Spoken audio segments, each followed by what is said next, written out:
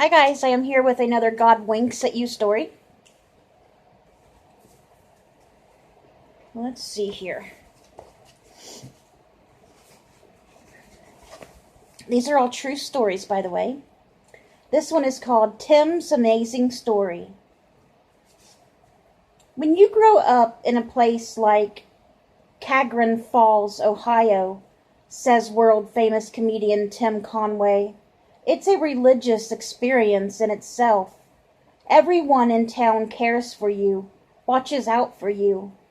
Tim Conway's hometown personified Norman Rockwell normalcy.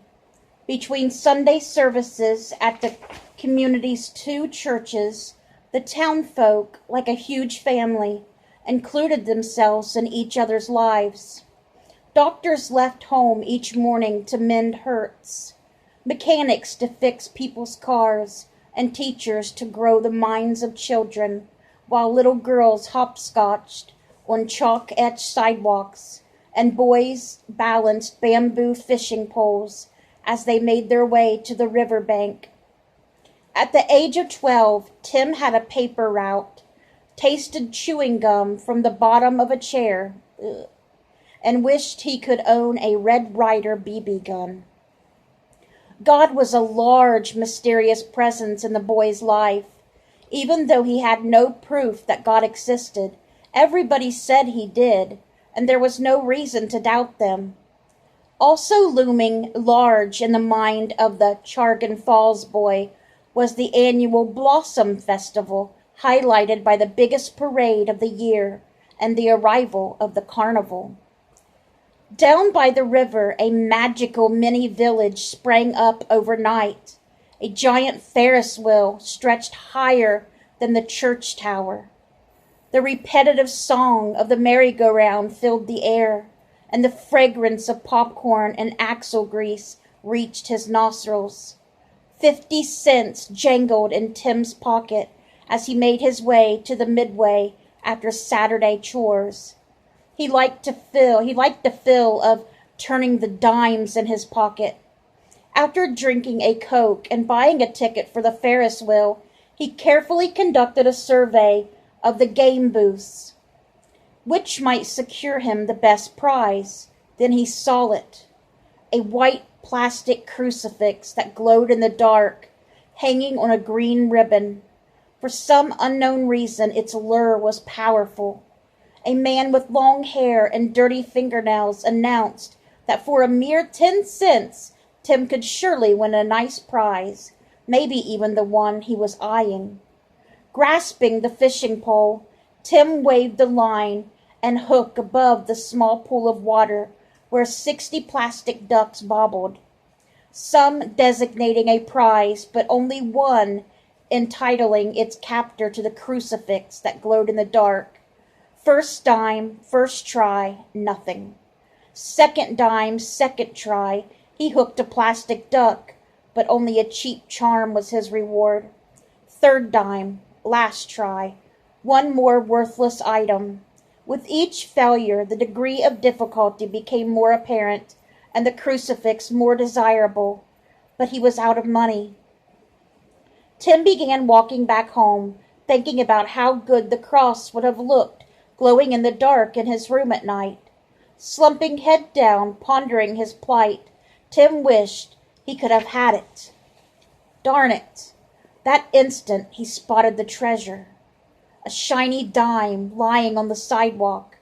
Reaching down in what retrospectively seemed like slow motion, Tim lifted the dime and broke into a trot back to the Midway. Again, he surveyed the situation. One chance in 60 to rescue the glow-in-the-dark crucifix from those murky waters. With his hand in his pocket, he rolled the dime in his fingers just to be sure it was still there. But this was a big moment. This required big attention. He left the Midway. Against the trunk of a large maple tree, Tim placed his head on his arm and decided to test the mysterious power of God. Lord, he hesitated, unsure of the proper words to speak to the Almighty. I would really like that white cross, the one on the green ribbon that glows in the dark.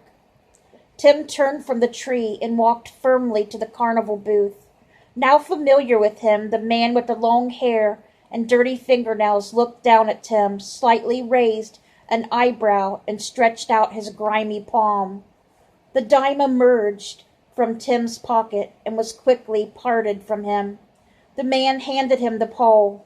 Tim furrowed his brow, pursed his lips just enough for the tip of his tongue to stick out, steadied the pole above the water, and with the concentration of a major league pitcher, he dipped the hook and snatched the number 1 duck from the odds of the impossible, awarding him the glow-in-the-dark white crucifix on a green ribbon. I kept that cross under my pillow until I went to college, says Tim. I still have it. Through many subsequent years, each containing chapters of uncertainty from college exams to casting calls, Tim Conway was always bolstered by the assurance he'd gained the day next to a maple tree at the carnival in Chargan Falls. A small trinket was his enduring confirmation that he'd had a personal answer to his prayer, a God wink he would never forget. Let's see here. Psalm 37:4. Delight yourself also in the Lord, and he shall give you the desires of your heart. Here's a test. How about you? Does it seem like it did to Tim Conway that God is a mysterious, intangible entity? People say he exists, but you are not quite sure? Why don't you test him? Try putting your total trust in his existence, as Tim did, and just see if you too received a direct personal communication by way of a wink. Good night, guys.